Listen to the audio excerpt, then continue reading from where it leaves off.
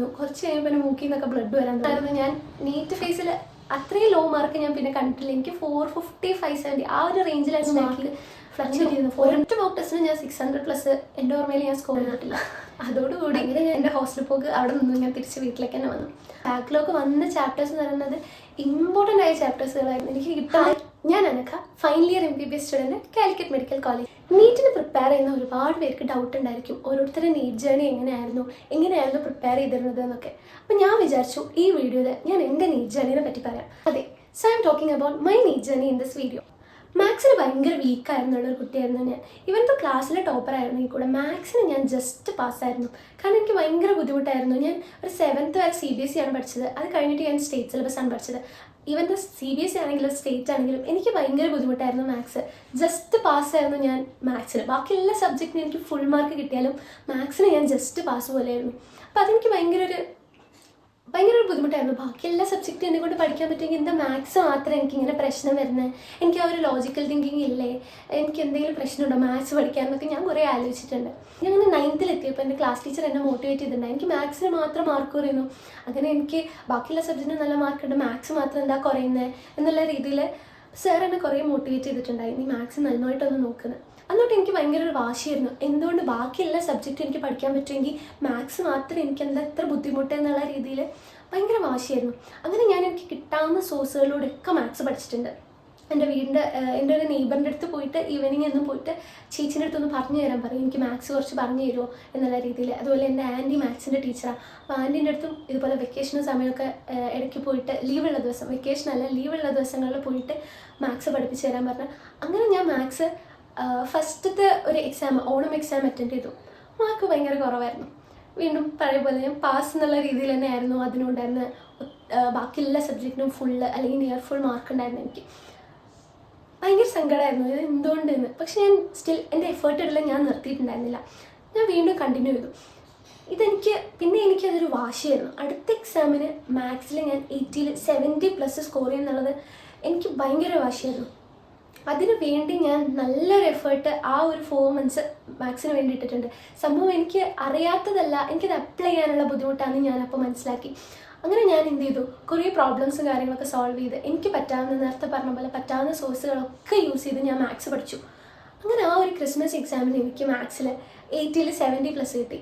അതായിരുന്നു എൻ്റെ ഒരു ടേണിംഗ് പോയിന്റ് എന്ന് ഞാൻ പറയാം. എൻ്റെ വീട്ടിൽ എൻ്റെ അച്ഛൻ ഇടയ്ക്കിടയ്ക്ക് പറയും, നിന്നെ എനിക്കൊരു ഡോക്ടറാക്കാനാണ് ഇഷ്ടം. അച്ഛനും പറയും, അച്ഛൻ്റെ സിസ്റ്ററും പറയും. ഇവരുടെ അടുത്ത് ഞാൻ എന്നും വഴക്കാം. ഇവർ ഡോക്ടർ എന്ന് പറയുന്നൊരു വാക്ക് പറയുമ്പോൾ തന്നെ എനിക്ക് ദേഷ്യം വരും. ഞാൻ ആവില്ല, എനിക്ക് താല്പര്യമില്ല എന്ന് തന്നെ ഞാൻ പറഞ്ഞുകൊണ്ടിരുന്നത്. എനിക്കൊട്ടും താല്പര്യം ഉണ്ടായിരുന്നില്ല. 10th വരെ എനിക്കൊരു താല്പര്യം ഉണ്ടായിരുന്നില്ല ഡോക്ടർ ആവാൻ. അപ്പോൾ അതുവരെയും ഇവർ പറയുമ്പോഴൊക്കെ ഇവരുടെ അടുത്ത് ഞാനിങ്ങനെ വഴക്കുണ്ടാക്കിക്കൊണ്ടിരിക്കാറുണ്ടായിരുന്നു. അങ്ങനെ 10th നമുക്കിങ്ങനെ കുറേ ഇൻസ്റ്റിറ്റ്യൂട്ടിൻ്റെ എക്സാംസ് ഉണ്ടാവുമല്ലോ, അങ്ങനെ വെറുതെ ഓരോ നീറ്റ് പോലെ ഒരു എക്സാംസ് അവർ വെക്കുമല്ലോ 10th സിലബസ് വെച്ചിട്ട്. അങ്ങനെ 1-2 എക്സാം എഴുതി. അങ്ങനെ ഒരു എക്സാമിന് അത്യാവശ്യം നല്ലൊരു സ്കോർ എനിക്കുണ്ടായിരുന്നു. ആ ഇൻസ്റ്റിറ്റ്യൂട്ടിൽ നിന്ന് പിന്നെ എനിക്ക് സ്ഥിരം വിളിയായിരുന്നു, ഇവിടെ ജോയിൻ ചെയ്യുന്നു, ഓപ്പൺ സ്കൂൾ +1 +2 ഇവിടെ ജോയിൻ ചെയ്യുന്നു, നീറ്റ് പഠിക്കാം. അവർ വിളിച്ചിട്ടിങ്ങനെ നീറ്റ് ഭയങ്കര ബുദ്ധിമുട്ടായിരിക്കും, 1 year കൊണ്ട് ക്രാക്ക് ചെയ്യാൻ. അങ്ങനെയല്ല, കുറേ കുട്ടികൾ ഓൾമോസ്റ്റ് 1 lakh ഒക്കെ കുട്ടികൾ ആ സമയത്ത് കേട്ടോ, 1 lakh 1 lakhന് മുകളിലൊക്കെ കുട്ടികൾ എഴുതുന്ന എക്സാമാണ്. ഭയങ്കര ബുദ്ധിമുട്ടാണ് ക്രാക്ക് ചെയ്യാൻ. സോ +1 +2 എൻട്രൻസ് ഓറിയൻറ്റഡ് പഠിക്കാൻ താല്പര്യമുണ്ടോ എന്നൊക്കെ അന്നേരം എനിക്കിങ്ങനെ തോന്നി, എന്താ ഇപ്പോൾ ഈ ഒരു എക്സാമിന് എത്ര പ്രത്യേകതയാണ്. അത്രയും ഞാൻ നീറ്റിനെ പറ്റി ഞാൻ ആലോചിച്ചിട്ടൊന്നുമില്ല. നീറ്റ് ഒന്നും എൻ്റെ മനസ്സിലേ ഉണ്ടായിരുന്നുള്ള ഒരു സംഭവമല്ല. അപ്പോൾ എനിക്കത് തോന്നി, എന്താ അപ്പോൾ ആ ഒരു എക്സാമിന് ഇത്ര പ്രത്യേകത. ആ ഒരു രീതിയിൽ അങ്ങനെയാണ്. പറ്റില്ല എന്ന് പറയുന്നൊരു സാധനം അത് നടത്തി കാണിക്കണം എന്നുള്ള ഒരു തരം വാശി എനിക്ക് എപ്പോഴും ഉണ്ടായിരുന്നു. എന്നെ കൊണ്ട് പറ്റില്ല എന്ന് പറയുന്നൊരു കാര്യം അങ്ങനെയല്ലല്ലോ, ഒന്ന് ചെയ്ത് കാണിക്കണമല്ലോ എന്നുള്ള ഭയങ്കര ഒരു വാശി പണ്ട് തൊട്ടേ ഉണ്ട്. അതാണ് മാത്സിൻ്റെ എക്സാമിൽ തന്നെ ഞാൻ ആദ്യം പറഞ്ഞത്. അങ്ങനെ ഞാൻ എന്ത് ചെയ്തു, +1 ട്യൂഷന് ജോയിൻ ചെയ്തപ്പോൾ ഞാനിങ്ങനെ വിചാരിച്ചു, ഏതായാലും അച്ഛനും ഭയങ്കര ആഗ്രഹം. എൻ്റെ അമ്മയ്ക്ക് അങ്ങനെ പ്രത്യേകിച്ച് നിർബന്ധമൊന്നുമില്ല, നിങ്ങളുടെ ഇഷ്ടം എന്നുള്ള രീതിയിലായിരുന്നു.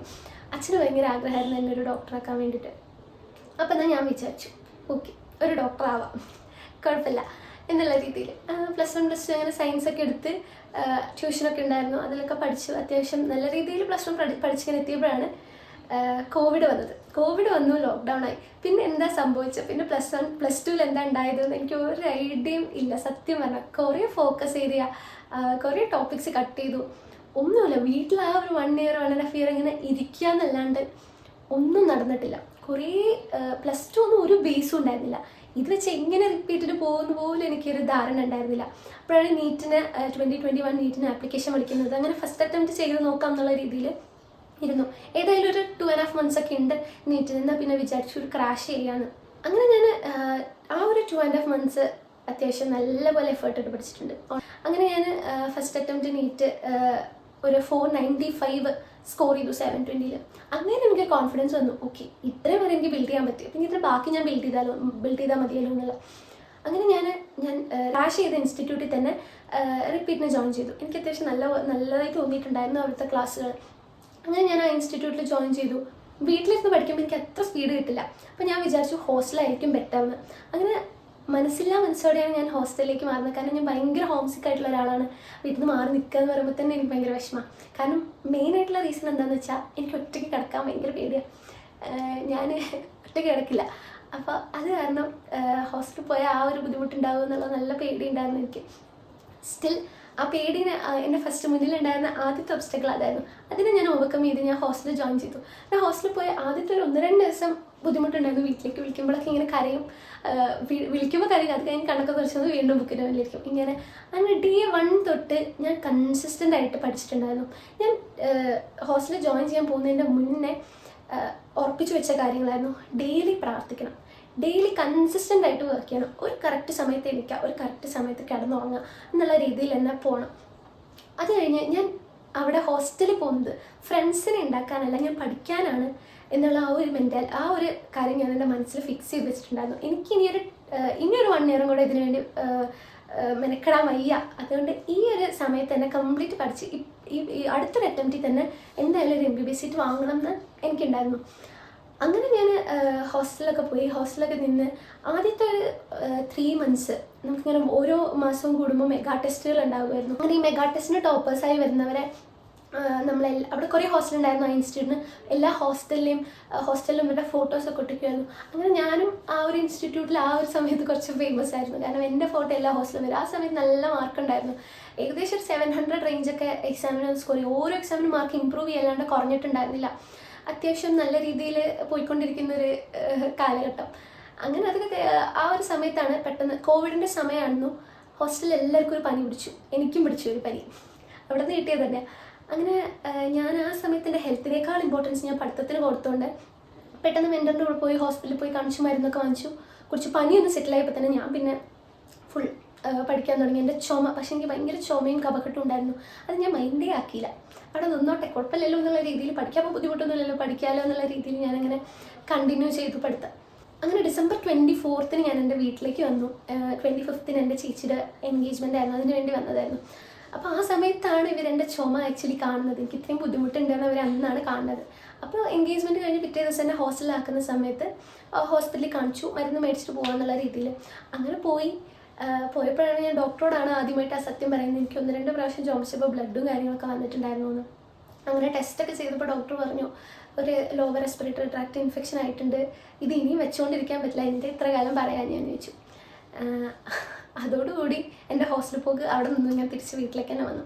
അങ്ങനെ ഒരു 2 ആഴ്ച അവിടെ പോയി. എനിക്ക് ഹോസ്റ്റലിലായിരുന്നു ക്ലാസ്സും കാര്യങ്ങളൊക്കെ. ഈ 2 ആഴ്ച എന്ന് പറയുമ്പോൾ ഏകദേശം 12 ക്ലാസ്സുകളായിരുന്നു. അങ്ങനെ 12 പുതിയ ചാപ്റ്റേഴ്സാണ് എനിക്ക് മിസ്സായി പോയത് ഈ വീട്ടിലിരിക്കുന്നത് കാരണം.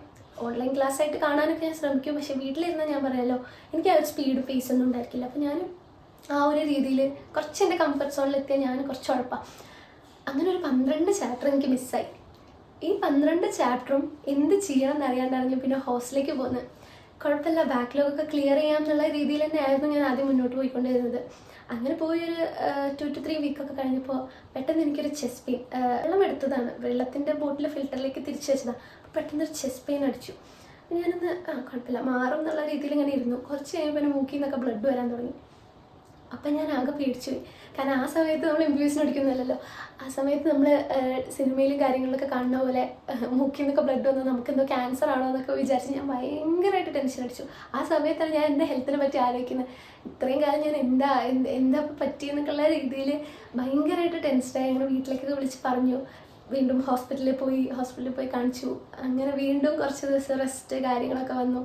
വീണ്ടും വന്നു ബാക്ക്ലോഗിലും പുറമേ കുറേ ബാക്ക്ലോഗായി ഇപ്പോൾ. അതൊക്കെ കഴിഞ്ഞ് ഞാനൊന്ന് സെറ്റിലായി വീണ്ടും എത്തി. സ്റ്റിൽ എൻ്റെ മനസ്സിൽ ഞാൻ ഉറപ്പിച്ചിരുന്നു എനിക്ക് ഇനിയും ടൈമുണ്ട്. ബാക്ക്ലോഗൊക്കെ വന്നാലും എനിക്ക് പറ്റാത്തൊരു കാര്യം പറ്റില്ല അല്ലെങ്കിൽ തീരില്ല എന്ന് തോന്നിക്കഴിഞ്ഞാൽ അത് തീർക്കാനായി ഞാൻ ശ്രമിക്കും. അപ്പോൾ എന്തായാലും ഞാനത് തീർക്കുമെന്ന് എനിക്കൊരു ഉറപ്പുണ്ടായിരുന്നു. അങ്ങനെ ഞാൻ മുന്നോട്ട് പോയി. പക്ഷേ പിന്നീടുള്ള മെഗാ ടെസ്റ്റിനൊക്കെ എൻ്റെ മാർക്ക് ഇങ്ങനെ പോയിക്കൊണ്ടിരുന്നു. എൻ്റെ മാർക്ക് പിന്നെ ഇങ്ങനെയായിരുന്നു, അത്രയ്ക്ക് കുറഞ്ഞു. ഒരു 500 ആ ഒരു സംതിങ് ലെവലിലേക്കൊക്കെ വന്നു തുടങ്ങിയിട്ടുണ്ടായി മാർക്ക്. വിഷമമാവും. കാരണം അത്രയും കാലം ഞാൻ മര്യാദയ്ക്ക് പഠിച്ചുകൊണ്ടിരുന്ന ഒരാളാണ്. എൻ്റെ ഫ്ലോ അവിടെ പെട്ടെന്ന് കട്ടായി.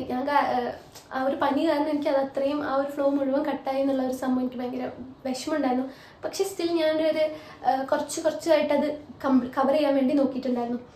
അതൊക്കെ കഴിഞ്ഞ് പിന്നെ ഏകദേശം ഒരു നീറ്റിന് 2 മാസം ഇരിക്കുമ്പോൾ ആ ഒരു സമയത്താണ് എൻ്റെ ബാക്ക്ലോഗ്സ്, നീറ്റിന് 2 മാസമല്ല, നീറ്റിനൊരു 1 മന്ത് ഉള്ളപ്പോഴാണ് എൻ്റെ ബാക്ക്ലോഗ് കംപ്ലീറ്റ് ആവുന്നത് തന്നെ, എല്ലാം ഒന്ന് ക്ലിയർ ആയിട്ട് എടുക്കുന്നത്. കാരണം ഈ ബാക്ക്ലോഗ് വന്ന ചാപ്റ്റേഴ്സ് എന്ന് പറയുന്നത് ഇമ്പോർട്ടൻ്റ് ആയ ചാപ്റ്റേഴ്സുകളായിരുന്നു. എനിക്ക് കിട്ടണം എന്ന് ആഗ്രഹം ഉണ്ടായിരുന്ന കുറേ ചാപ്റ്റേഴ്സ് ആയിരുന്നു. ഫിസിക്സിലാണെന്നുണ്ടെങ്കിൽ എനിക്കിപ്പോൾ ഓർമ്മയുള്ളത് ഫ്ലൂയിഡ്സിൻ്റെ ചാപ്റ്റർ, അതേപോലെ ബയോളജിയിൽ ജെനറ്റിക്സിലെ second chapter molecular basis of genetics, ആ ചാപ്റ്ററൊക്കെയാണ് എനിക്ക് മിസ്സായത്. സത്യമായ മോളിക്കുലർ ബേസിസിന് പിന്നെ എനിക്കൊരു ഐഡിയ കിട്ടിയില്ല. ബാക്കിയൊക്കെ പിന്നെയും ഞാൻ ഇങ്ങനെയൊക്കെ ഒപ്പിച്ചിട്ടുണ്ടെങ്കിലും മോളിക്കുലർ ബേസിസ് ഇപ്പോഴാണ് കിട്ടുന്നോട് ചോദിച്ചു കഴിഞ്ഞാൽ എനിക്ക് ഭയങ്കര ഒരു കൺഫ്യൂഷനാണ്.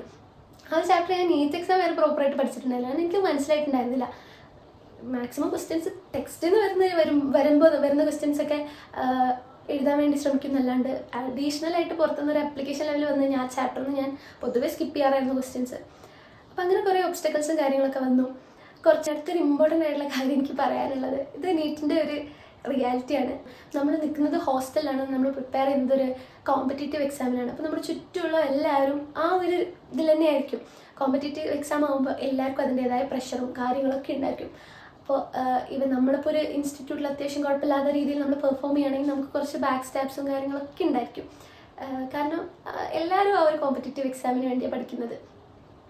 അപ്പോൾ അങ്ങനത്തെ കുറച്ച് ബുദ്ധിമുട്ടുകളൊക്കെ എനിക്കുണ്ടായിരുന്നു. പക്ഷേ സ്റ്റിൽ ഞാൻ ആദ്യം പറഞ്ഞ പോലെ ഞാൻ അവിടെ ഫ്രണ്ട്സിനെ ഉണ്ടാക്കാൻ പോയതല്ല എന്നുള്ളൊരു സംഭവം എനിക്കുണ്ടായിരുന്നു. എന്ന് വിചാരിച്ച് ആരോടും സംസാരിക്കില്ല എന്നൊന്നുമല്ല. ആരെങ്കിലും ഡൗട്ട് ചോദിക്കുകയാണെങ്കിലും നല്ല കാര്യങ്ങൾ പറയുകയാണെങ്കിൽ ഞാനത് കേൾക്കും. പക്ഷെ അല്ലാതെ നമുക്ക് ഗെയിം എന്തെങ്കിലും കളിക്കാം, നമുക്ക് കുറച്ചൊരു പാട്ട് പാടിയിരിക്കാം എന്നൊക്കെ പറയുമ്പോൾ പൊതുവേ ഞാൻ അതിലേക്ക് ഇൻവോൾവ് ആവാറില്ല. കാരണം എനിക്ക് ഒത്തിരി ബാക്ക്ലോഗ്സ് അല്ലാതെ തന്നെ ക്ലിയർ ചെയ്യാനുണ്ടായിരുന്നു. അപ്പോൾ അങ്ങനെ ഒരു രീതിയിൽ കുറച്ച് കുഞ്ഞു ബാക്ക് സ്റ്റാബും കാര്യങ്ങളൊക്കെ എനിക്ക് അവിടെ നിന്ന് കിട്ടിയിട്ടൊക്കെ ഉണ്ട്. അത് ഇടയ്ക്ക് ഭയങ്കര വിഷമമാകും. 2-3 ദിവസം അതിൻ്റെ കാര്യം പറഞ്ഞാൽ വിഷമിച്ചൊക്കെ ഇരിക്കും, അങ്ങനെയൊക്കെ ഇരിക്കും. പിന്നെ അതൊക്കെ ഓരോ ഒബ്സ്റ്റക്കിൾസ് അതിന് മുന്നിൽ. എനിക്കാണെങ്കിൽ എന്തെങ്കിലും മനസ്സിൽ വന്നു കഴിഞ്ഞാൽ പിന്നെ നമുക്ക് പഠിക്കുമ്പോൾ അതിന് ഭയങ്കര ഒരു സ്ട്രെസ്സായിരുന്നു കുറച്ച് ദിവസങ്ങൾ പഠിച്ചപ്പോൾ.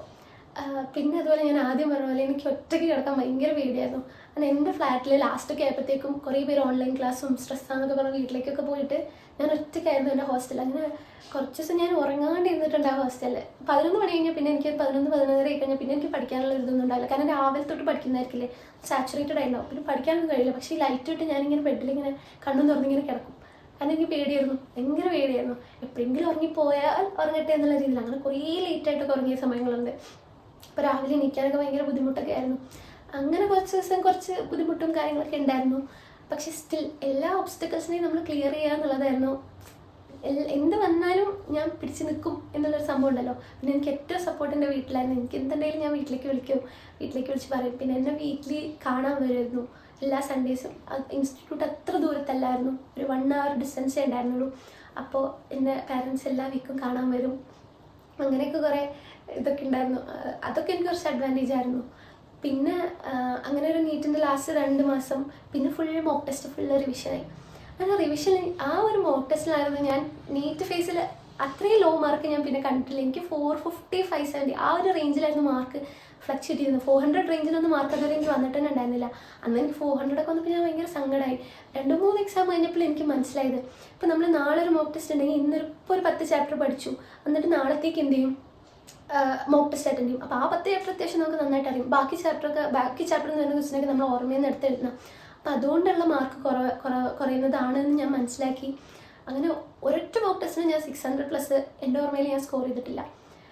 അങ്ങനെ ഞാൻ ഫൈനലി നീറ്റ് എക്സാമിൻ്റെ ഒരു 3 വീക്ക് മുന്നേ വീണ്ടും പിടിച്ചു എനിക്കൊരു പനി, ചുമ. അങ്ങനെ ഞാൻ വീട്ടിലേക്ക് വിളിക്കുമ്പോൾ ഞാൻ മാക്സിമം ചുമയ്ക്കാണ്ടൊക്കെ ഇങ്ങനെ നിൽക്കും. പക്ഷേ ചുമ വന്ന് ശ്വാസം മുട്ടൊക്കെ ആയി അങ്ങനെ കുറച്ച് കൂടി. കാരണം എന്നെ വീട്ടിൽ നിന്ന് വന്ന് കൊണ്ടുവന്നു. ഞാൻ കരഞ്ഞു പറഞ്ഞിട്ടുണ്ട് എന്നെ കൊണ്ടുവരില്ലേ ഇനി 3 ആഴ്ചയും കൂടിയുള്ള എക്സാമിന്. പക്ഷെ പറ്റില്ല. അന്ന് എന്നോട് പറഞ്ഞൊരു ഡയലോഗ് ഉണ്ട്, ചുമരുണ്ടെങ്കിലേ ചിത്രം വരയ്ക്കാൻ പറ്റത്തുള്ളൂ എന്ന്. സംഭവം ശരിയാണ്. പക്ഷെ ആ നേരത്തെ നമ്മുടെ ഒരു ടെൻഷനിൽ ഇനി എക്സാമിനാകെ 3 ആഴ്ച ചിലപ്പോൾ ഞാൻ വീട്ടിൽ പോയി ഉഴപ്പിക്കഴിഞ്ഞാൽ എങ്ങനെ ഇരിക്കും എന്നുള്ളൊരു ഇതൊക്കെ ഉണ്ടായിരുന്നു. അങ്ങനെ കുറേ പ്രശ്നങ്ങളൊക്കെ തരണം ചെയ്ത് അങ്ങനെ നീറ്റ് എക്സാം വന്നു. നീറ്റ് എക്സാമിന് പോയി. ഇപ്പോൾ തന്നെ ഒരു തലവേദനയൊക്കെ ഉണ്ടായിരുന്നു. പിന്നെ കുറച്ച് കഴിഞ്ഞ് ആ എക്സാം ബോർഡിലേക്ക് കയറിയപ്പോൾ പിന്നെ വലിയ കുഴപ്പമുണ്ടായിരുന്നില്ല. ആൻഡ് ബയോളജി ക്വസ്റ്റ്യൻ പേപ്പർ കണ്ടപ്പോൾ തന്നെ ആദ്യം ഒന്ന് ടെൻസ്ഡായി. കാരണം അത്രയും കാലമില്ലാത്ത പാറ്റേണിലായിരുന്നു വന്നുകൊണ്ടിരുന്നത്. പണ്ട് എയിംസിനൊക്കെ ചോദിച്ചിരുന്ന പോലത്തെ അസേഷൻ ആൻഡ് റീസൺ ക്വസ്റ്റ്യൻ ആയിരുന്നു ഫുള്ള്. ഒത്തിരി വായിക്കാനുള്ള ലെങ്തി ആയിട്ടുള്ള ക്വസ്റ്റ്യൻസ് ആയിരുന്നു ബയോളജി. ഞാൻ ബയോളജി ഒരു 1 hour എടുത്തിട്ടാണ് കംപ്ലീറ്റ് ചെയ്യുന്നത്. സാധാരണ ഒരു 40 minutes 45 minutes കംപ്ലീറ്റ് ചെയ്യുന്ന ബയോളജിക്ക് 1 hour എടുത്ത് കംപ്ലീറ്റ് ചെയ്തു. പക്ഷേ ഫിസിക്സും കെമിസ്ട്രിയിലും അത് ആ സമയം കോപ്പപ്പ് ചെയ്യാൻ പറ്റുകൊണ്ട് പിന്നെ വലിയ കുഴപ്പമുണ്ടായിരുന്നില്ല. അങ്ങനെ നീറ്റ് എക്സാം ഒക്കെ കഴിഞ്ഞ് അത്യാവശ്യം ഞാൻ ഇറങ്ങി വരുന്നത് ഭയങ്കര ഹാപ്പി ആയിട്ട്. അത് എക്സാം ഭയങ്കര സുഖമായിരുന്നു എന്നുള്ള ഒരു ഹാപ്പിനെസ് ആയിരുന്നില്ല. കഴിഞ്ഞു, എനിക്ക് കുറച്ച് ദിവസമെങ്കിലും ഒന്ന് സമാധാനമായിട്ട് ഇരിക്കാമല്ലോ എന്നുള്ള ഒരു ഇതിലാണ് വരുന്നത്. എൻ്റെ ചേട്ടനായിരുന്നു എന്നെ കൂട്ടാൻ വന്നിട്ടുണ്ടായിരുന്നു. അപ്പോൾ ചേട്ടൻ ഇങ്ങനെ വീട്ടിലേക്ക് വിളിച്ച് പറയുന്നതൊക്കെ എനിക്ക് ഓർമ്മയുണ്ട്. ചിരിച്ചിട്ടൊക്കെയാണ് വരുന്നത്, വലിയ കുഴപ്പമില്ലാന്ന് തോന്നുന്നു എക്സാം എന്നൊക്കെ, ആ ഒരു രീതിയിലായിരുന്നു. പിന്നെ അങ്ങനെ വന്ന് രാത്രിയൊക്കെ ആയപ്പോൾ ക്വസ്റ്റ്യൻ പേപ്പറൊക്കെ എടുത്ത് നോക്കി, ഒരു കീ ഒക്കെ വെച്ച് നോക്കിയപ്പോൾ അത്യാവശ്യം ഒരു 600+ നല്ലൊരു സ്കോർ കിട്ടിയത് കാരണം ഞാനൊന്ന് സമാധാനമായിട്ടിരുന്നു. കുഴപ്പമില്ല, കിട്ടും, ഒരു MBBS സീറ്റ് കിട്ടും എന്നുള്ളൊരു ഉറപ്പായി ഞാൻ കുറച്ച് ഹാപ്പി ആയിട്ട്. പിന്നെ കുറച്ച് മാസം, ഒരു 3-4 മാസം അലോട്ട്മെൻറ്റ് വരുന്നവരെയും റാങ്കും റിസൾട്ടൊക്കെ വരുന്നവരെയും ഞാൻ ഭയങ്കര ഹാപ്പി ആയിരുന്നു. ഓണത്തിൻ്റെ സമയത്ത്, ആ വർഷത്തെ ഓണത്തിൻ്റെ സമയത്തായിരുന്നു റിസൾട്ട് വരുന്നത്. റിസൾട്ട് വന്നപ്പോൾ അത്യാവശ്യം നല്ല റാങ്കും കാര്യങ്ങളൊക്കെ ആയി. എന്തായാലും MBBS കിട്ടുമെന്ന് ഉറപ്പായി. പിന്നെ എനിക്ക് ഞാൻ ഫസ്റ്റ് അലോട്ട്മെൻറ്റ് ട്രയലിൽ തന്നെ ഞാൻ ഫസ്റ്റ് കൊടുത്ത കോളേജ് കോഴിക്കോട് മെഡിക്കൽ കോളേജ് തന്നെ കിട്ടി. അങ്ങനെ ഇപ്പോൾ അങ്ങനെ പഠിച്ചൊരു 3 വർഷം 4 വർഷം 4ാമത്തെ വർഷമാണ്. ഇപ്പോൾ ഫൈനൽ ഇയർ തുടങ്ങി ഒരു 2 months ആയി ഇങ്ങനെ ഇരിക്കുകയാണ്. അപ്പോൾ ഇതാണിപ്പോൾ ഇതുവരെയുള്ള എൻ്റെ ഒരു നീറ്റ് ജേണി എന്ന് പറയുന്നത്. അപ്പോൾ ഇത് കുറച്ചെങ്കിലും പേർക്ക് കുറേ ബാക്ക്ലോഗ്സ് ഉണ്ട്. ഇനി ഞാൻ എങ്ങനെ പഠിക്കും, എനിക്ക് കുറേ ഹെൽത്ത് ഇഷ്യൂസ്, ഫാമിലി ഇഷ്യൂസ്, കുറേ പ്രശ്നങ്ങളുണ്ട് എന്നൊക്കെ പറഞ്ഞ് മെസ്സേജ് അയക്കുന്ന കുട്ടികളുണ്ട്. അപ്പോൾ അവർക്ക് എല്ലാവർക്കും വേണ്ടിയിട്ടാണിത്. നമ്മുടെ മുന്നിൽ കുറേ ഒബ്സ്റ്റക്കിൾസ് വരും. ഇതൊക്കെ മാനേജ് ചെയ്ത് പോകാൻ പറ്റുന്ന ഒരാൾക്കുള്ള എക്സാമാണ് നീറ്റ് എന്നാണ് ഞാൻ മനസ്സിലാക്കുന്നത്. എന്തൊക്കെ പ്രശ്നം, എന്തൊക്കെ പ്രതിസന്ധിയിൽ കൊണ്ടുപോയിട്ട് കഴിഞ്ഞാലും അതിൽ നിന്നൊക്കെ നമ്മൾ ഓവർകം ചെയ്ത് വരുന്ന ഒരാൾക്കുള്ളതാണ് നീറ്റ് എക്സാം. അങ്ങനെയാണെങ്കിൽ നീറ്റ് എക്സാം നമ്മൾ ജയിച്ചു. അല്ലെങ്കിൽ എനിക്ക് കുറച്ച് ബാക്ക്ലോഗ്സ് വന്നു, എനിക്കിനി നീറ്റ് ഇല്ല എന്ന് പറഞ്ഞാൽ, നീറ്റ് എക്സാം ഇല്ല, ഞാൻ തളർന്നു, എനിക്കിനി പറ്റത്തില്ല എന്ന് പറഞ്ഞാൽ അവിടെ തീർന്നു നമ്മുടെ നീറ്റ് എക്സാം. എന്തൊക്കെ ഒബ്സ്റ്റക്കിൾ വന്നാലും ഞാൻ പിടിച്ചേക്കും. ഞാൻ ഫൈനൽ നീറ്റ് എക്സാമിന് എഴുതി നല്ലൊരു സ്കോർ വാങ്ങിച്ച് നല്ലൊരു റാങ്ക് വാങ്ങിച്ച് ഞാൻ ആഗ്രഹിക്കുന്ന ഒരു മെഡിക്കൽ കോളേജിൽ അല്ലെങ്കിൽ ഒരു ഗവൺമെൻറ് MBBS സീറ്റ് ഞാൻ മേടിക്കും എന്നുള്ള ഒരു ദൃഢനിശ്ചയം നമുക്കുണ്ടെങ്കിൽ എല്ലാം എളുപ്പമാണ്. അതിനാണ് ഞാൻ ആദ്യം തന്നെ എൻ്റെ മാത്സിൻ്റെ കഥ പറഞ്ഞത്. കാരണം ഞാൻ അങ്ങനെ ഒരാളായിരുന്നു മാത്സിൽ. അപ്പോൾ എന്ത് ചെയ്യുക, ഇനി നീറ്റ് റിപ്പീറ്റ് ചെയ്യാൻ പോകുന്നവർക്കൊക്കെ ഞാൻ തരുന്നൊരു ഉപദേശം എന്താണെന്ന് വെച്ചാൽ, നിങ്ങൾ ഹോസ്റ്റലോ ഓൺലൈനോ എന്ത് ചൂസ് ചെയ്താലും ഡെയിലി കൺസിസ്റ്റൻ്റ് ആയിട്ട് വർക്ക് ചെയ്യാൻ വേണ്ടി ശ്രമിക്കുക. എന്തൊക്കെ മുന്നിൽ വന്ന് നിന്നാലും ആരൊക്കെ എന്തൊക്കെ പറഞ്ഞു കഴിഞ്ഞാലും എനിക്കൊരു പ്രശ്നമില്ല. ഞാൻ ഈ എക്സാമിന് എന്തായാലും മാർക്ക് വാങ്ങിച്ചിരിക്കും, അല്ലെങ്കിൽ ഞാൻ റാങ്ക് മേടിച്ച് ഞാനൊരു ഗവൺമെൻറ് MBBS സീറ്റ് മേടിക്കും എന്നുള്ളൊരു ഉറപ്പ് നിങ്ങൾ തന്നെ വെക്കുക.